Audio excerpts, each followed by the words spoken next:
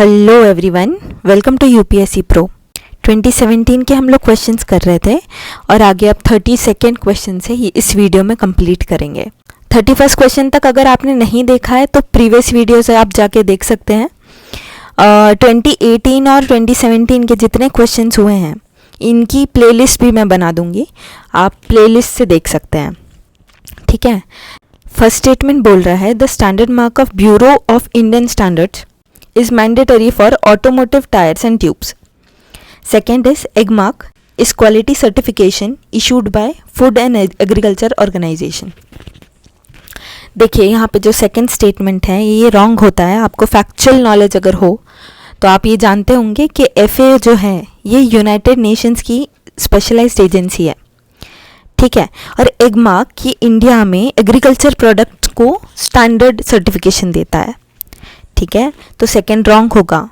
यहाँ पे पूछ रहा है करेक्ट कौन से हैं, तो सेकंड रॉन्ग है, तो बी और सी एलिमिनेट होते हैं।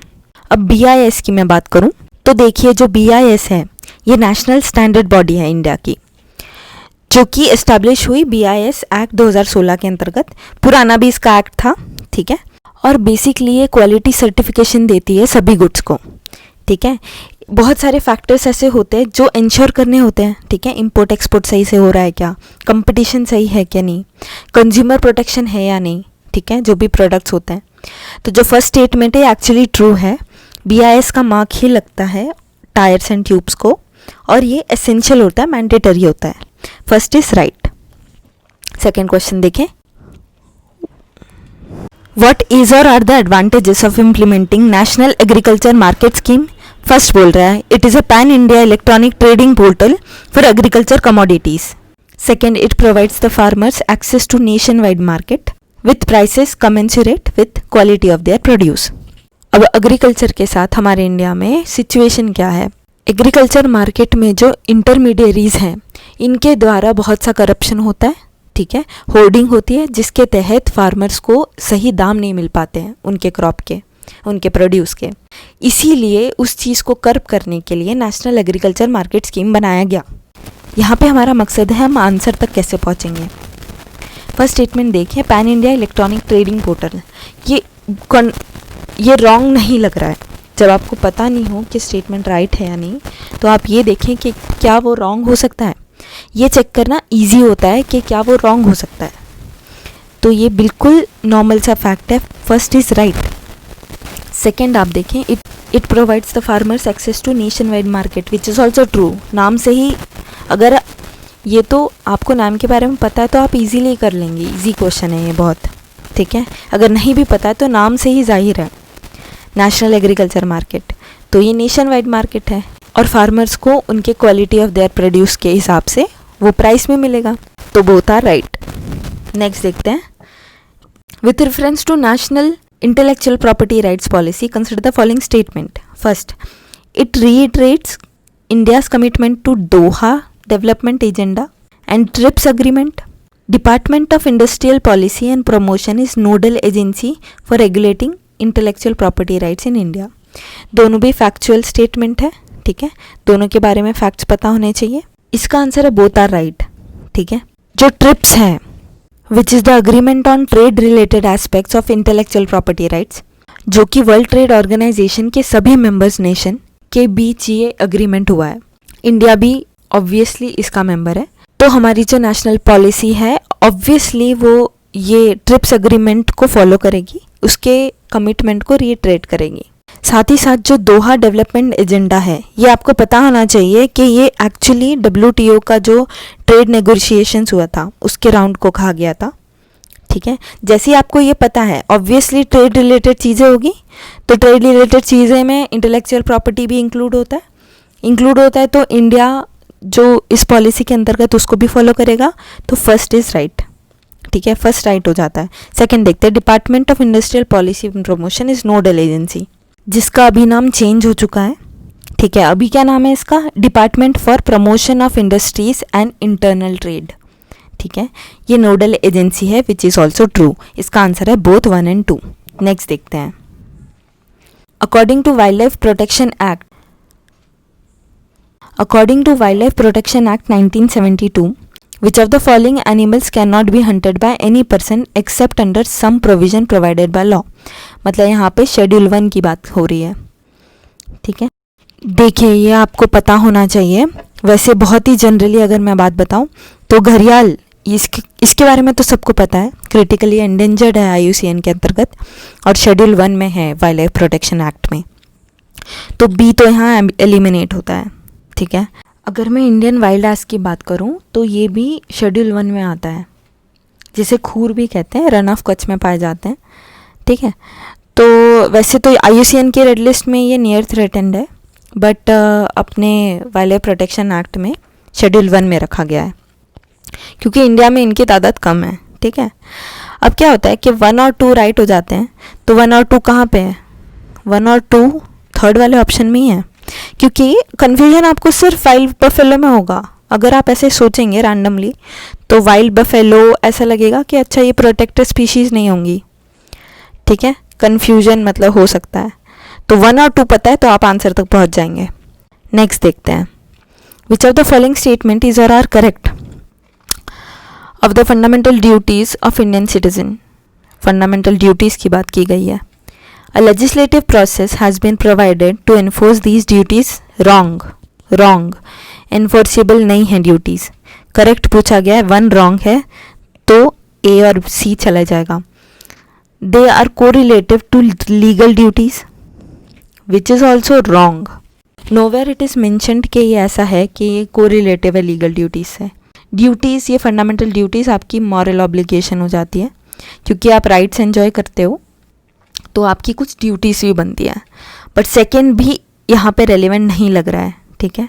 ये क्वेश्चन थोड़ा कंट्रोवर्शियल था जब ये पेपर हुआ था, लेकिन UPSC का आंसर जो है ना, हमें उस आंसर के अकॉर्डिंग जाना है।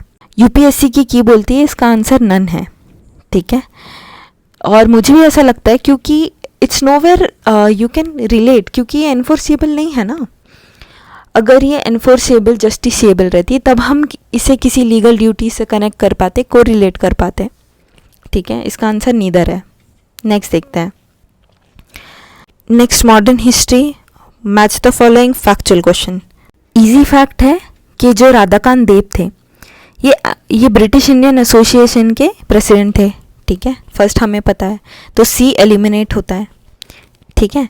अब यहाँ पे आप 2 और 3 में बच जाते हैं। सुरेंद्र नाथ बैनर्जी, इनके बारे में भी बहुत इजी फैक्ट है, इंडियन एसोसिएशन के फाउंडर थे वो। 1 और 3 में आप कंफर्म होंगे। अब आप देखिए डिसाइडिंग एक्चुअली सेकेंड वाला हो जाएगा। अब आप देखिए मद्रास महाजन सभा की बात की गई है। अगर आपको ये पता है कि ये सुब्रमण्यम अय्यर और आनंदाचर्लू इनके द्वारा स्टार्ट किया गया था, तो आप ये रॉन्ग कर देंगे, ठीक है। सेकेंड यहाँ पे रॉन्ग हो जाएगा, तो इसका आंसर है B, ठीक है। आगे बढ़ते हैं। 38th देखें, which one of the following objective is not embodied in preamble, ठीक है। आप प्रियम्बल जब भी आएगा तो जैसे स्टार्ट के लक्ष्मीकांत के जो 5 चैप्टर्स है, ये तो आपको अच्छे से करने ही है, ठीक है। यहाँ से क्वेश्चन आएगा ही आएगा, हर साल प्रियम्बल से क्वेश्चन आता है, DPSP से क्वेश्चन आता है। इन क्वेश्चंस को आप रॉन्ग करने का रिस्क नहीं लेंगे। Liberty of thought, economic liberty, liberty of expression, liberty of belief. Economic liberty नहीं है ना, इकोनॉमिक लिबर्टी कहाँ सुने आपने? इकोनॉमिक इक्वालिटी है, ठीक है। तो यहाँ पे B रॉन्ग हो जाता है। इजी क्वेश्चन है, बट हो सकता है प्रेशर में आके आप रॉन्ग कर जाओ, ठीक है। बट वैसे ये ब्राउनी क्वेश्चंस होते हैं, इनमें रॉन्ग नहीं किया जा सकता। नेक्स्ट क्वेश्चन देखते हैं, quality council of India. Quality council of India उस वक्त न्यूज़ में भी था। फर्स्ट स्टेटमेंट देखते हैं, was setup jointly by government of India and Indian industries. ये एक्चुअली ट्रू है, ये पता होना चाहिए आपको, इसमें गेसिंग वगैरह कुछ काम नहीं करेगी, ठीक है। 2 स्टेटमेंट में ना या तो आपको पता होगा, ठीक है, और या तो क्वेश्चन ही ऐसा होगा कि जनरल स्टेटमेंट आ रहा है और कुछ अपसर्ड सा फैक्ट आ रहा है, वहाँ पे आप गेस कर सकते हैं, ठीक है। Chairman of quality council of India is appointed by Prime Minister on the recommendation of industry to the government। देखिए जैसे जैसे आप क्वेश्चन सॉल्व करते जाएंगे ना, तो आपको खुद समझ में आएगा कि जब कोई स्टेटमेंट बनाता है एग्जामिनर, तो वो 2 टाइप के स्टेटमेंट बनाएगा, ठीक है। फैक्चुअल चीज़ें भी हो तो अगर वो रेलिवेंट लग रही हैं, जैसे यहाँ पे quality council of India, India level पे एक बॉडी है, ठीक है, जो कि बनाई गई है गवर्नमेंट ऑफ इंडिया के द्वारा। और इसका चेयरमैन ऑब्वियसली प्राइम मिनिस्टर तो इस बॉडी का चेयरमैन नहीं होगा, लेकिन इसका चेयरमैन अपॉइंट किया जा सकता है प्राइम मिनिस्टर के द्वारा, क्योंकि यहाँ पे गवर्नमेंट ऑफ इंडिया इन्वॉल्व है। तो सेकेंड स्टेटमेंट कैसा जनरल सा है, लेकिन इसके फैक्ट्स एकदम अपसर्ड या वियर्ड से नहीं है, ठीक है। अब यहाँ पे ये तो मैं कहूँगी कि आप प्रैक्टिस से ही अपनी गेसिंग बढ़ाएं, ऐसे एकदम से नहीं होता है। आप मॉक्स लगाएं, मॉक्स में भी आप ऐसे क्वेश्चंस पे ध्यान दें जो इस स्टाइल के हो, जो यूपीएससी पैटर्न में हो, ठीक है। इसका आंसर सी है, इसके दोनों भी स्टेटमेंट ट्रू है। अगर आपको कोई भी कन्फ्यूजन है आप कमेंट कीजिए, ठीक है, मैं एक्सप्लेन करूँगी उसे।